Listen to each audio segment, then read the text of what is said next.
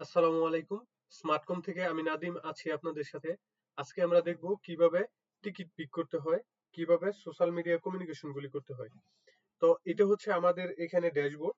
তো এই ড্যাশবোর্ডের মধ্যে যদি কোনো কাস্টমার আমাদের নক করে, তাহলে আমাদের এখানে একটা টিকিট আকারে এখানে চলে আসে। কাস্টমারের নক মানে নক। আমরা দেখতে পাচ্ছি এই মুহূর্তে একটা কাস্টমারের নক আসছে।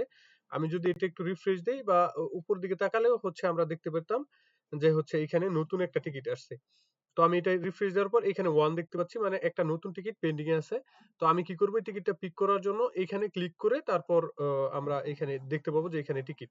তো টিকিটটা এক্সপ্লেইন করে নিই একটু। এখানে একটা ইউনিক আইডি থাকবে। এখানে ফেসবুক থেকে নাম এবং ছবি নিয়ে একটা প্রোফাইল ক্রিয়েট হবে। এখানে হচ্ছে কোন সোর্স থেকে আমার মেসেজ আসছে ওইটা দেখাবে, আর কি মেসেজ করছে এটা দেখাবে। কখন মেসেজ করছে সে মেসেজ ইয়েটা এইখানে শো করবে। ঠিক আছে? আর এই কাস্টমারের সাথে আগে কে কথা বলছে সেই নামটা এখানে শো করবে। যেহেতু এটা পুরাতন কাস্টমার সেজন্য এখানে নাম শো করতেছে। তো এই কাস্টমারের সাথে কমিউনিকেশন স্টার্ট করার জন্য আমার যেটা করতে হবে, ডান পাশে এইখানে পিক বাটনে ক্লিক করে আমার কমিউনিকেশন শুরু করতে হবে। দেখেন আমি এইখান থেকে এই কাস্টমারকে আমি পিক করে নিচ্ছি। এখন আমি চাইলে এখান থেকে হাই লিখে আমি তাকে রিপ্লাই করতে পারবো। হ্যাঁ? তো এখানে দেখাবে কে রিপ্লাই করছে, কখন রিপ্লাই করছে, এগুলি সব হিস্ট্রি থাকবে। তো আমি চাইলে এখান থেকে ভয়েস পাঠাতে পারি কাস্টমারকে। ভয়েস রেকর্ড হচ্ছে, এখানে রেকর্ড করার পর আমি চাইলে আবার প্লে করে শুনতে পারি বা এডিট ডিলিট করতে পারি। এখান থেকে চাইলে সেন্ড করে দিতে পারি। আমাদের কিছু রিপ্লাই টেমপ্লেট থাকে, যেগুলো হচ্ছে আমাদের রেডি মেসেজ যেগুলা, ওগুলা চাইলে আমরা কাস্টমারকে সেন্ড করতে পারি। এখানে আমাদের ফর্মি করে নিজের জন্য করা যায়। এখানে কমন যে কাস্টমার টিকিট আছে ওখান থেকেও কমন যে কাস্টমার টেমপ্লেট আছে এখান থেকেও সেন্ড করা যায়। তো আমরা কাস্টমারকে চাইলে এরকম ভাবে এখান থেকে টিকিট সেন্ড করতে পারি। তারপরে আমরা আসছি এখানে গ্যালারির ছবি।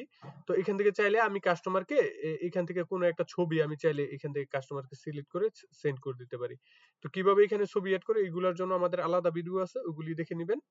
আর তারপরে আমরা যদি ডিভাইস থেকে কোনো ছবি অ্যাটাচ করে সেন্ড করতে চাই তাহলে এখান থেকে ড্র্যাগ করেও পারি। এখান থেকে ক্লিক করে আমি কোনো একটা ফোল্ডারে গিয়ে তারপর ওখান থেকে ছবি সিলেক্ট করে সেন্ড করতে পারবো। তো এইভাবে হচ্ছে কাস্টমারের সাথে কমিউনিকেশন হয়। কমিউনিকেশন যখন আমাদের শেষ হয়ে যাবে তখন আমরা কি করব, কাস্টমারকে এখানে ক্লিক করে রিজলভ করে দিব। রিজলভ করে দেওয়ার পর এখন আসি রিজলভ টিকিট গুলি আমি কোথা থেকে খুঁজে পাবো।